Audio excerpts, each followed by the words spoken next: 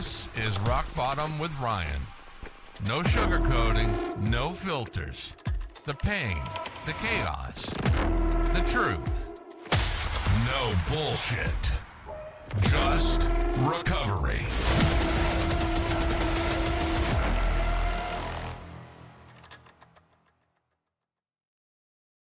Sober, strong apparel isn't just lifestyle wear, it's battle gear. Heavyweight tees, hoodies, and gear for the ones who draw a hard line. Clean, sober, no compromise. We rep sobriety like a badge of honor, and every piece you throw on says you're part of the crew that doesn't back down. Every order fuels recovery with 10% donated to treatment facilities, because we don't just talk about it, we stand on it. All right, welcome to Rock Bottom with Ryan, here with my co-host Rachel, and we got Brenton as a guest today. Brenton, would you like to introduce yourself, tell us where you're from, what you do, and all that? Sure, absolutely. Yeah, thanks for having me on, guys. Absolute honor to be with you. My name is Brenton, and I run two accounts. I've got Office Recovery, which is an Instagram office show meme-based recovery page, which that's just a mouthful to say. I got to come up with something shorter. And then my newest and latest and greatest project is the Bear Recovery Foundation. And that is a recovery foundation that specializes in fundraising for aftercare scholarships for folks that are coming out of treatment centers to be able to get into high quality aftercare. A lot of times insurance companies won't cover that. And so it's expensive out of pocket. So we raise money to provide scholarships for people to be able to do the aftercare programs in their, in their towns and in their cities.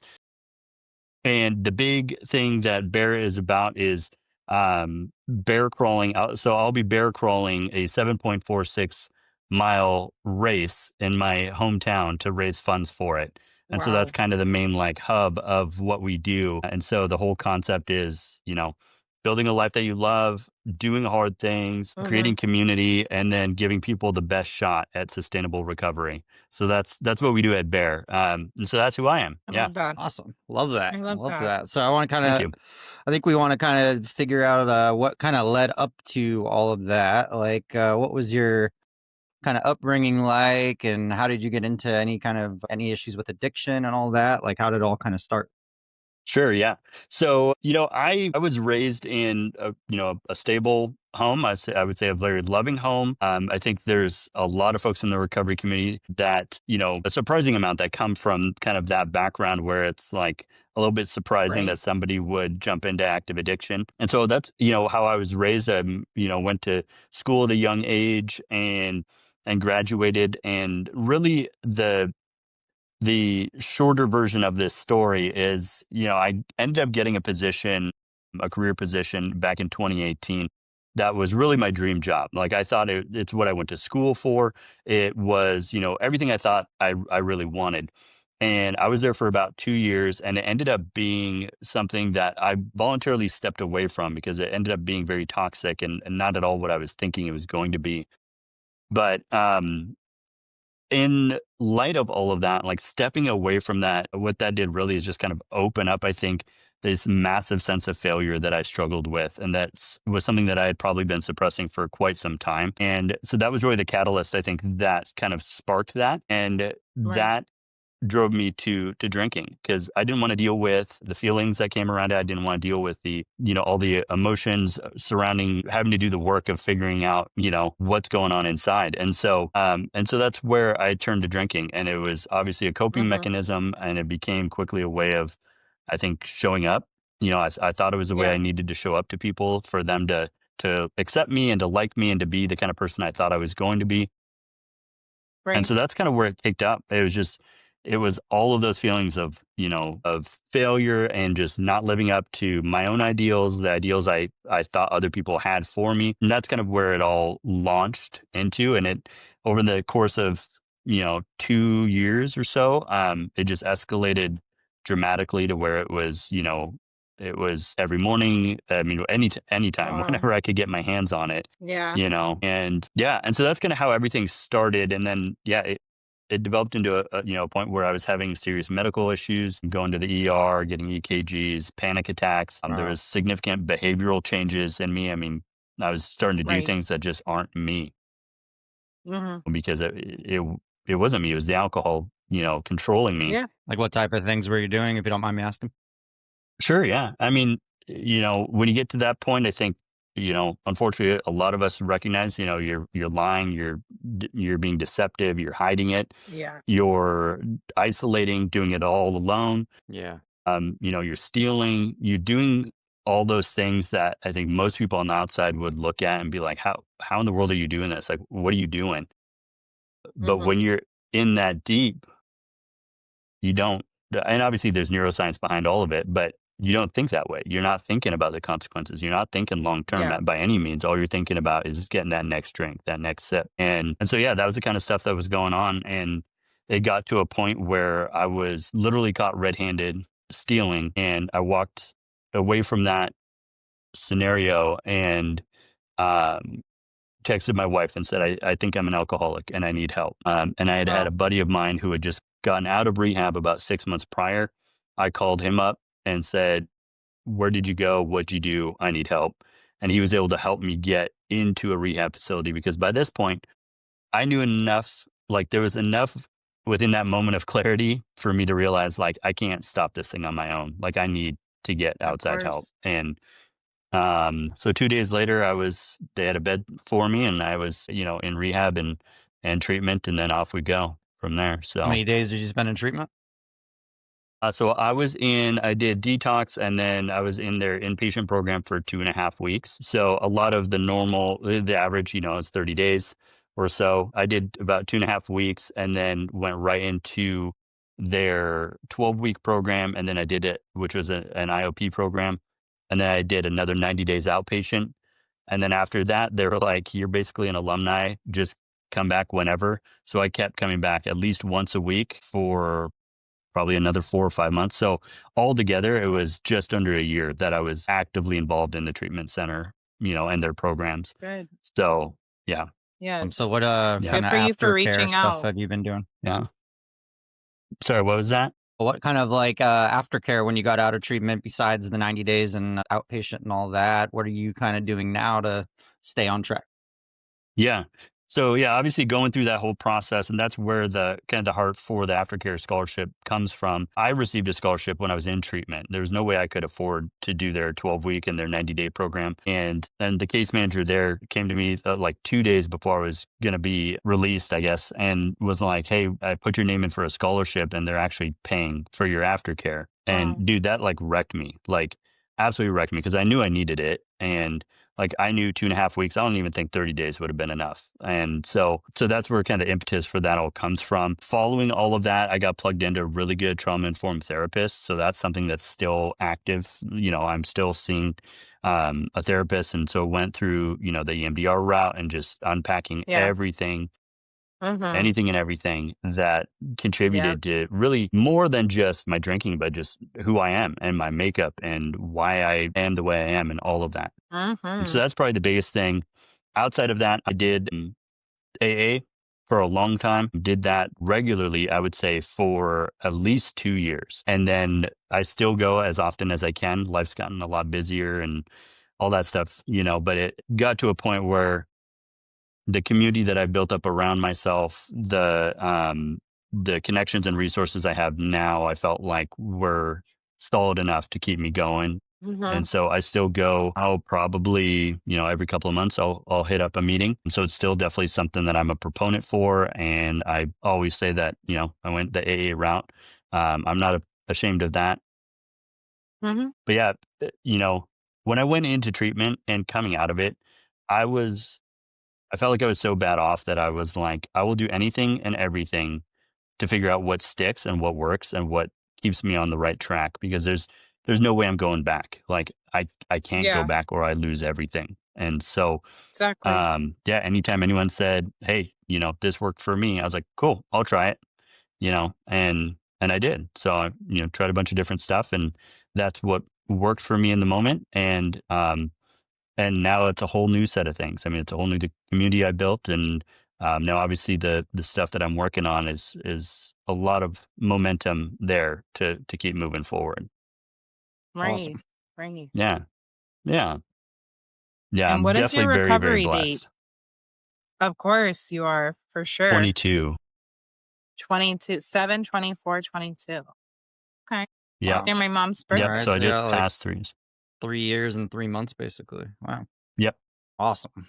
That is awesome. Yeah. Thank you. Yeah, absolutely. So Congratulations. yeah, so that's kind of my story in a nutshell. And but I mean, coming out, doing things like I went back to school and got my master's degree, like things like that you hear all the time from folks in recovery that are like, oh, I did this and this and this, but like none of that really is possible outside of, what Yeah, recovery's given me. So, Exactly. Exactly. of course. Opens up so many more avenues for you. hmm So yeah. like what when you did like EMDR therapy and all that, like what kind of things did you learn about yourself that you were trying to numb back when you were drinking hard? There was a lot of perfectionism, a lot of, yeah, perfectionism really is a good way to put it because that's where the feelings of failure stem from a lot. There was very much from an early age, I think, an expectation that I would either be a certain thing or have a certain level of success in, the given field that I thought I was going to go into, which was ministry. There was, I think, a lot of expectation in that. And so, with everything in my adult life seeming to fail and collapse kind of around me, that just continued to add to it. I would say that kind of that complex. And so, there very quickly, I think I developed this sense of like either everything I touch is going to fail, or just kind of this subconscious, like it's going to fail at some point kind of thing. So, that was part of it. And I think with all of those repeated failures, like one of the things that, the EMDR stuff taught me was that my sense of value and my sense of worth came so much from whether or not I viewed myself successful in whichever arena it happened to be at the time, as Mhm. opposed to my value and my self-worth being, for me anyway, being something that is given to me, through my faith in God. And that my value and worth comes from that and from who God says I am and who I am positionally in Jesus. That became very real to me through the EMDR process. And I just realized how much of that value I was trying to put on myself and trying to like claim for myself. And I think anytime we do that, I think we set ourselves up for failure. Um, Mhm. yeah. So that was, I would say, probably the biggest thing that kind of came out of the EMDR process for me, as well as just letting go of past traumas and Mhm. experiences and being able to sit in those, process those, Oh, yeah. that you're not able to process in the moment because you're just surviving. And so being able to walk through some of those experiences was very therapeutic and healing. Yeah. Of Awesome. course, of course. Takes a lot Yeah. of work to heal. And I see obviously bear crawl. Where did that stem from though? I mean, obviously I see you bear crawling and you're into fitness clearly because bear crawling hurt me. I couldn't walk for almost 2 weeks last time I did a bear crawl. So, Yeah. Yeah, I mean, but it's yeah, tell me brutal. more about that. Yeah. So I mean, I grew up playing sports and stuff like that. And so, bear crawling was always kind of around. But really the idea came from I got the initial inspiration from a guy out east in the States. He bear crawled the New York City Marathon back in 2020 to raise funds for a charity at the time. And I remember, and like, what's crazy to think about is like, this is in 2020. So this is like really when my active addiction's kicking off. And I remember watching this dude bear crawl the marathon and just being like in my living room watching it live, like, dude, this is nuts. Like, what is this guy doing? And, fast forward, 4.5 years or whatever, however long it's been, 5 years now. And when I started to think like, I really want to give back. Like I want to be somebody who, like, I'm at a point in my healing journey where it's like I want to contribute, right? I want people to, hopefully get the help and the healing that I've experienced is because it's so absolutely life changing. And so I was like, what can I do? And I was like, well, the scholarship was such a big deal for me to get into that aftercare. And I really firmly believe aftercare is really where the healing takes place. And a lot of people can find that outside of treatment related aftercare. But just the concepts of right therapy and community and structure and support.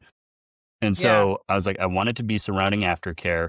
And I was like, and I want to raise funds for scholarships. And I was like, well, like, I've done a lot of, bake sales and like car washes and things like that. And I was like, I want to do something wild, and I want to do something that pushes myself. Like, this is as much of a personal thing as it is for helping other people. As as selfish as it might sound initially, because I was like, I want to push myself, see what I can do. Like, on this side of recovery, like, I really feel like anything is possible. And Yeah. so I remembered, this dude bear crawling the New York City Marathon. I was like, okay, I'm not gonna do a marathon. Like, that is nuts. And this dude was, he's younger than me. He's in, like, his whole life is fitness. So, like, he's in great shape. I'm just a regular guy. Like, sure, I've got an athletic background, but I'm a regular guy. I've got a family, I've got kids, I got a full-time job. And so I was like, but I really like the idea of bear crawling. I was like, it's crazy.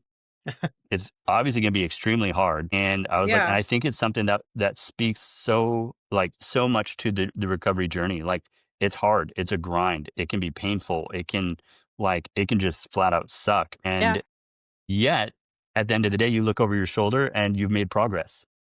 Like, and to me, I was like, that epitomizes the recovery journey beautifully. And so that's where the Yeah. bear crawl concept came from.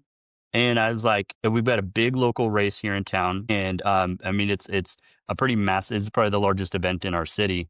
And I was like, what if I contact them and tell them I'm bear crawling the event instead of running it or walking it? Dang. And they wrote back and they're like, well, no one's ever done that before, And they're like, sure, go for it. Like, what are we gonna say, you know?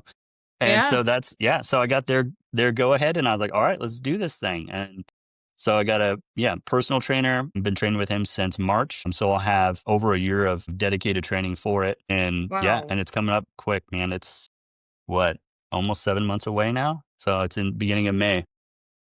So how My many days a week are you gosh. Yeah. training for it?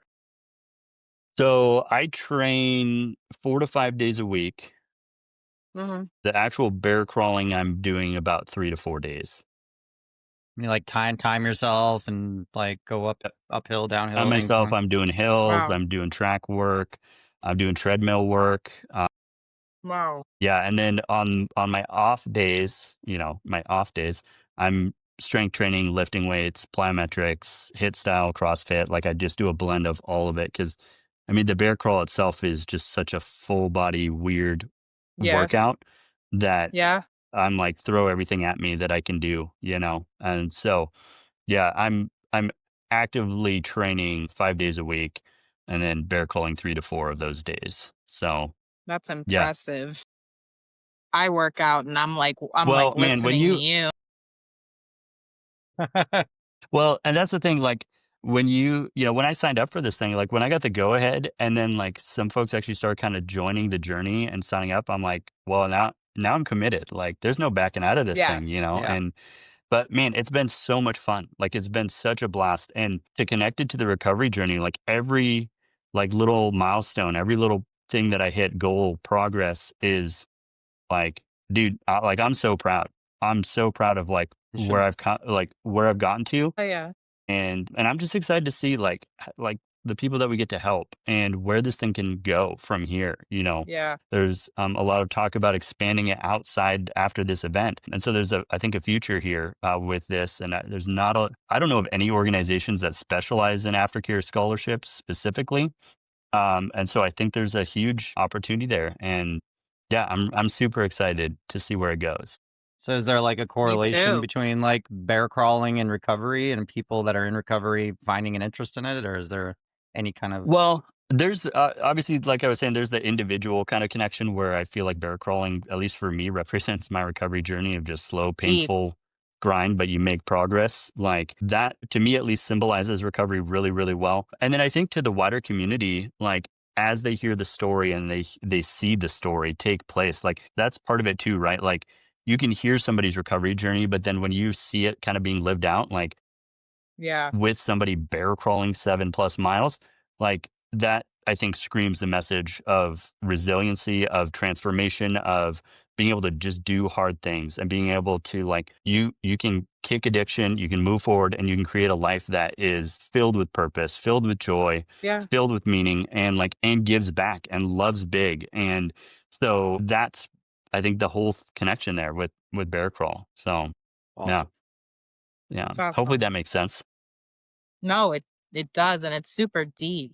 So I could see how it could relate to recovery because, like I told you, I was limping for like almost 2 weeks after the last time I bear crawled, and I'm really athletic. Yeah. Recovery, Yeah. yeah, for sure. I could Yeah. see how it correlates to bear crawling. I've Yeah. never bear crawled in my life. I looked it up on my phone while you were talking about it. Mm, I'm watching these like examples. I'm like, yeah, it looks painful, but looks like a good workout. It is. It's the yeah, best like a workout. It's, muscle I mean, it's hurt full body. It's everywhere. like Yep. Yeah. full It's body full core and body, it's everything. mind. Yeah, it's like the mind memory Mhm. connection, the coordination, like, Yeah. you're on your hands and feet, you gotta figure out which one to put next. And so, yeah, and there's a whole system to it and everything like that that you can really get into it. But I yeah. bet. Yeah, it's usually used as like it's usually used in football practices, like football players have to Okay. like bear crawl the field as for training or discipline or whatever. And so yeah, that's usually the comment I get. People are like, "Oh yeah, we had to do that in high school football." And usually I tell them, I'm like, "Well, at least I'm not doing it with, full pads on." So, Yeah, that would suck. I'm gonna yeah. do it, and Yeah. I'll send a video to you. I'll do it Yeah. again. Yeah, I know. we'll I put threw it in out our the bear next crawl intro. challenge a couple of times, and I've had some folks do it, and it's a lot of fun. Like, folks just bear crawl whatever distance and tag it, Mm, and because yeah, it's like I said, I think it's just wild enough that I don't know how more people aren't hearing about it. To be honest, because it's pretty nuts. I think a lot of people don't know what bear crawling is, and so it doesn't sound that Do you crazy. think right. it's gonna But become fashionable, like CrossFit and stuff like that? Just become like a trend? no, I don't. And the only reason why is I think it's too hard. And that's not to say CrossFit's not hard and all that, because that it Yeah. is hard. But it's a Mhm. solitary single motion that is incredibly difficult that you're just doing over and over and over again. It's CrossFit, you're doing repetitive. everything is hard, but you're doing a lot of different things. Yeah, it's repetitive and stuff. So I think maybe people will start incorporating it more into their routine, Yeah. that kind of thing. Which I highly recommend doing because it is a burner. You want to end your workout good, bear crawl 200 meters, 300 meters, and you won't get off the floor. Will it So, give me an All yeah. ass? right. No. Will it give me an ass? Yes, yes, it will. Okay. Mine has gotten quite toned. All Um, right. I'm going bear yeah, crawling tomorrow. it absolutely will. Right? Yeah, I'm going bear crawling. yeah, Ass. No, it's super Oh yeah. gosh. impressive. Well, thank you. Yeah, like I said, it's really for me. It's all about trying to just do whatever I can to help as many people. Like at the end of the day, that's really what it's all about. And if this seems to be the means that is working for the time being, and so I'm just gonna roll with it, and um, yeah, and then prove to myself too that I can continue to do the seemingly impossible. So Awesome. So I got just It is backtracking a awesome. little. You said that you were into the ministry. Did you bring that spiritual mind into like when you got into AA, you already kind of had that mindset and all that, and you use that in your yeah. recovery as well? Yeah, absolutely. Yeah. Faith for me was a big part of it. And I think it was really a rediscovery of a lot of faith elements that I had, definitely had a mental knowledge of it all. Could answer everything, textbook, but there was a lot of areas within the faith journey that I feel like I had just kind of bypassed over and never really let sink down into my soul. Things like the belovedness of God towards me, and seeing maybe God more far off and more like a distant, deity that's just kind of watching and either approving or disproving of my actions. And so within the recovery journey, like recognizing the value that I find or that's found in me, not because of me, but because of who God is. Like stuff like that was huge. And so yeah, it's definitely played a role in it for sure. And um yeah, I think that there's a lot to be said about my kind of re-grasping of my identity within the Mhm. recovery space that was huge. And all of it kind of ties in, right? Like my faith, my therapy sessions, like all of that plays together with rediscovering, who I really am and Mhm. being good with that. Like, and that's the key, like rediscovering and being okay with that and like and loving that and becoming who I am and being comfortable in that and not having to need anything else to show up in a certain way, but being cool with just being me. It's good. And if folks Yeah. don't like me, they don't like me, and that's fine. Yeah, no, I like what you said about like you're in AA and you're not ashamed of it, which I don't think anybody should be ashamed about how they got through recovery, how they got sober. Like I think AA works for me. I go every single day. Yeah. But also, like, people get some of the old timers, you know how they are, they kinda get mad at me for not utilizing a sponsor all the time, but kinda like Mhm. you said, I surround myself with people that are either in recovery or support my recovery, so sometimes I don't feel Yeah. the need to have, like, a on-call sponsor because I'm always talking to people that are in recovery anyways, that kind of gives me the support that I need, so I like when you Yep. said that because I don't Yeah. feel alone in that where I do things a little differently, you know? Yeah. Yeah. Yeah, Yeah. absolutely. Like, And and yeah. when I first went into it, oh, sorry, Rachel. No, no, no. I was gonna share that I bounced around. I've been bouncing around on my ways to do recovery because, like, there really is no specific way. I say this if you haven't heard this yet, Brenton, raw dogging sobriety. Don't recommend that because of withdrawals. If you need medical attention, do that. So I raw dogged that, had withdrawals, insomnia, started AA, had a falling out at AA, and then I went with the sobriety coach. That didn't work out. And then I was just like, all right, well, and then I just did sobriety. I got really into I've been into fitness, and then it just trickled into having the community on Instagram and having this podcast with Ryan that this is my community, speaking to people and interviewing people, speaking to Ryan daily. I have this community of people on Instagram that I feel like if I really needed to call, I could, really, genuinely, people I've never physically even met. So that's my community, but I'm not opposed to going back to AA though. So we're all doing a Yeah. different journey. Yeah. Yeah. Yep, absolutely. And I always like I tell everybody like we all come from different places, right? And the journey is looks different for everybody. The destination is kind of the same for most people in recovery, and that being like So true. trying to create the life that they love, trying to, create a life they don't have to escape, loving their family, being a better person. Like all of those elements are all pretty common thread between everyone in recovery. So like however you get there, you're still on your way and you're still getting there. And like any way I can support anybody in this journey, like I'm down for that. And yeah, absolutely. I like what you said about like all the things that just become possible when you get sober. And there was like a quote I saw the other day. It was like, I've never heard anybody say their life got worse when they got sober. It's like so Yeah. many things. People, become counselors, addiction counselors, start podcasts, stuff like that, inspire people. There's so many people on social media now that are just doing something, it doesn't even have to be directly related to recovery, but they're doing all positive things Yeah. for their life. And none of it's possible without sobriety. Yeah. Yeah, there's this really interesting like paradox or paradigm shift that happens in recovery where you go from someone if you're honest, you're hyper internally focused to someone who is becomes significantly more externally focused on like how can I help other people's lives improve? Like how can I help their quality Right. of life improve? And I think that's why like even coming from an extensive background within the church and ministry, like the support, the care, the love that I found in the recovery space has been the absolute most beautiful thing I have ever seen. And that's coming from a Yeah. former pastor. And that's not speaking negatively against anybody.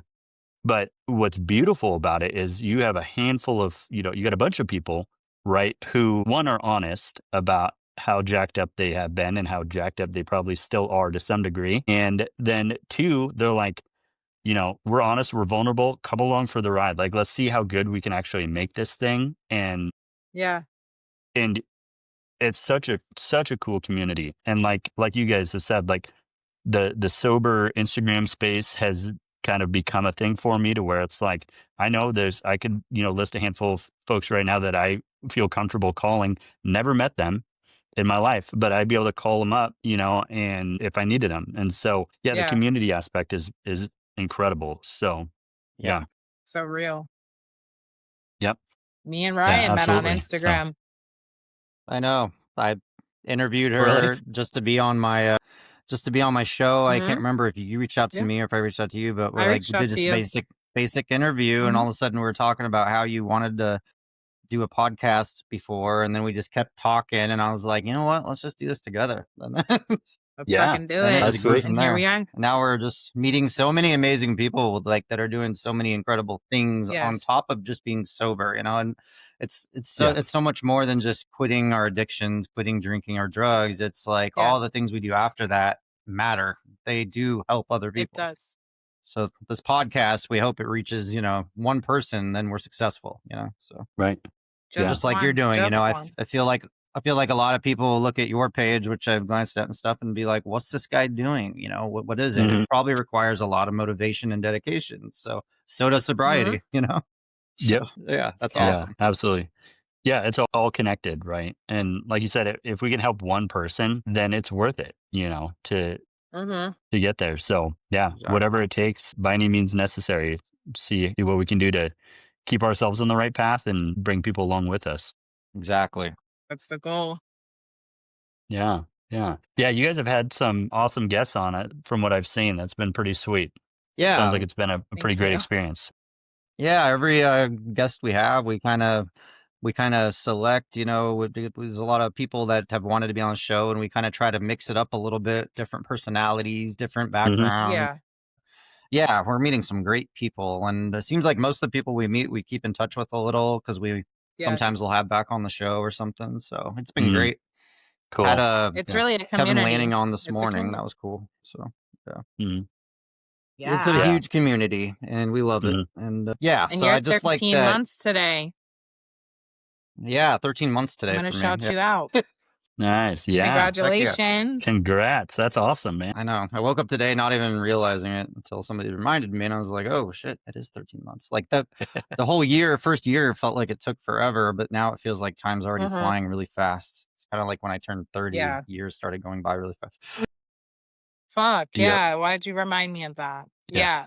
But I do like that all three of us have used fitness as a tool in recovery. I think it's like something I wish everybody gave a try. Like it's not just about the mental health, because the physical health is just as important for our mental health. So yeah, Yeah.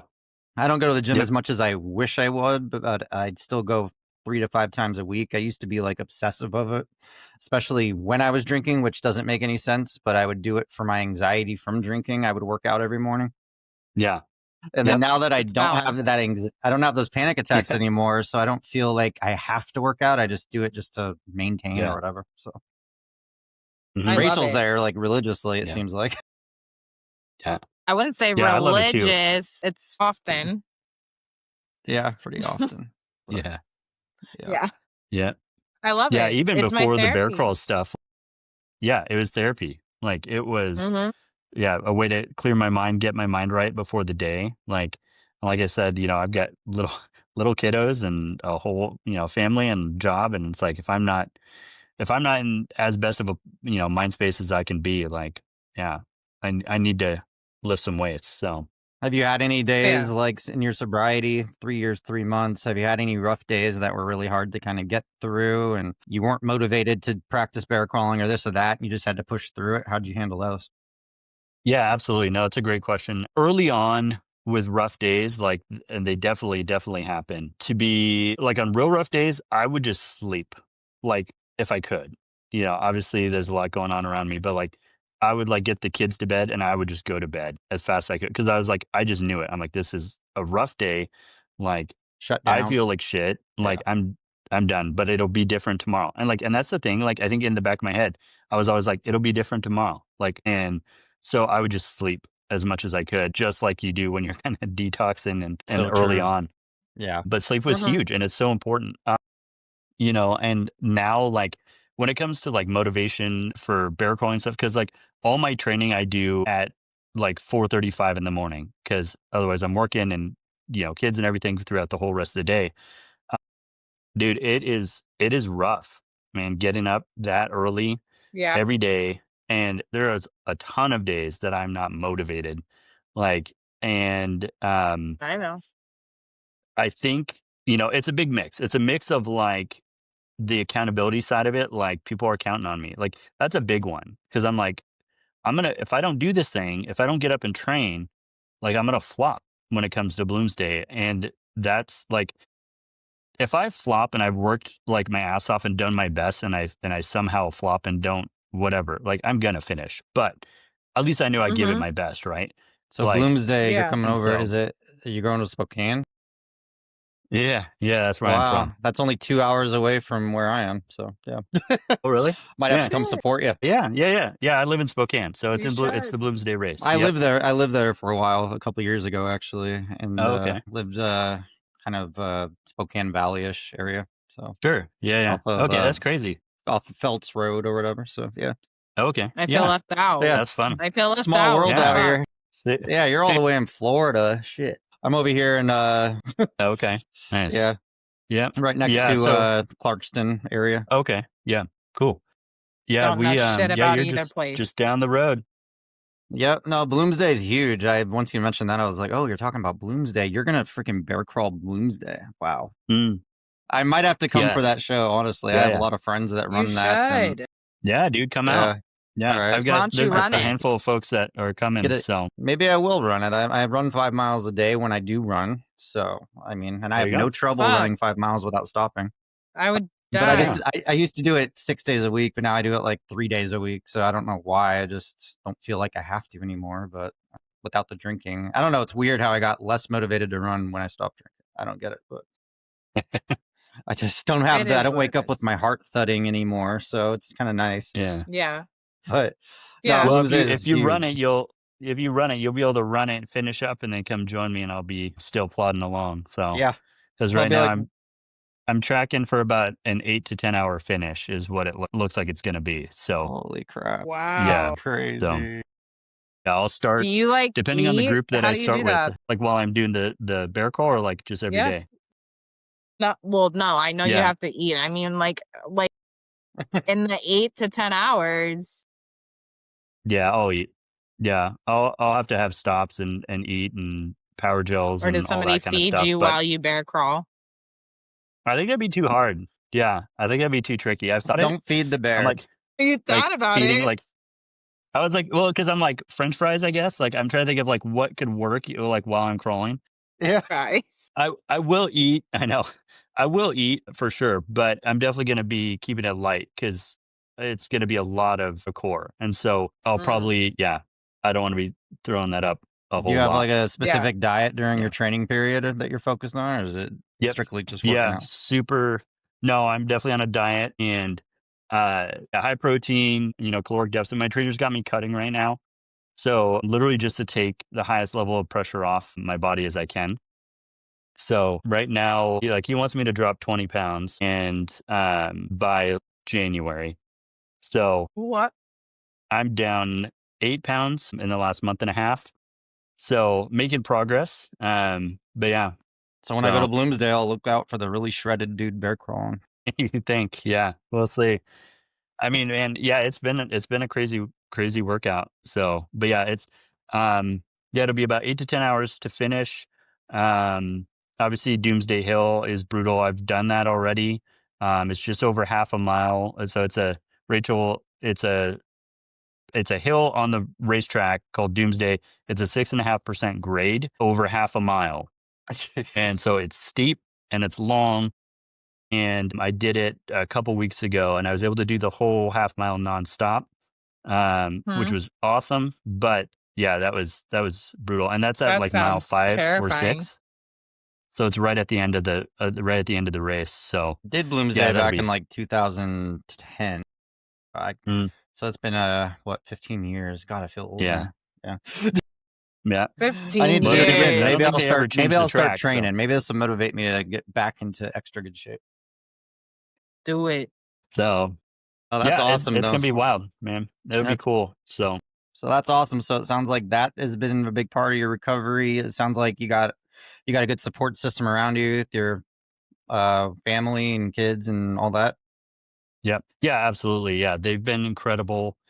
And super supportive of everything, and then the community that's kind of built up, whether that's in person here or online, has been just hugely supportive of the journey. And yeah, wouldn't be here, without the community for sure.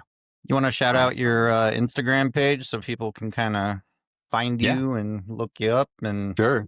get Yeah, inspired? so the Bear Crawl page, that whole thing, that's just Bear Recovery Foundation, so at Bear Recovery Foundation. And then my office recovery page is just at Office Recovery. So that's definitely more of like a humorous, page. And that was my first Instagram presence. And then yeah, and then Bear's been around since May, I think, is when I kind of launched that. Is it like becoming your So nickname or something? Or is it kind of something you're rolling with, like a brand or something? yeah, it is. So What is initially, it? I was actually called the Bloomsday Bear Crawl was what everything was referred by. And then Bloomsday organization reached out and asked that I change the name because enough of my content was getting out there that they were getting calls that were conflicting with the actual race itself versus what I'm doing. Yeah. So, which was totally fine because I was actually planning on rebranding after the event anyway, because I plan to expand it to beyond just local Spokane. Um, Well, I think Rock and so Bottom like, with Ryan should sponsor you for the Bloomsday event, to be honest. yeah, I'd be down for that. Let's go.